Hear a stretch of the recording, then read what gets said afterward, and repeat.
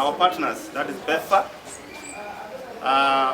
is in the process of withdrawing the funding that we have been receiving from BEFA, that is the United States of America government, that is through CDC.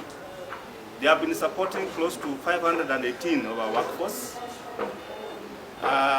We are told that they want to suspend that funding for the next 90 days as we await for the new directives from the new government, the new president of the United States of America.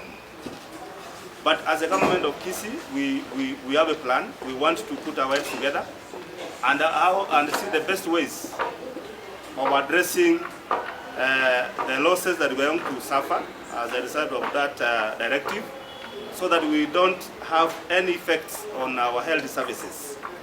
We are prepared as government, as a department, in mitigating that directive that has come from the United States of America. So we have a plan. So we are telling our people across the county not to be worried, because we are going to come out with possible ways of mitigating that crisis. Just admit that 518 employees is not a small number. Of course, as I've indicated, we have a plan. We don't want our services to be affected, our patients to suffer.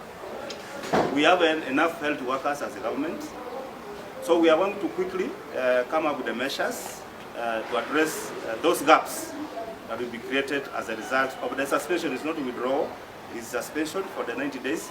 So for the 90 days, we are going to come up with a plan to mitigate those gaps that are going to arise as a result of that suspension. So we don't envisage a lot of serious effects on our patients.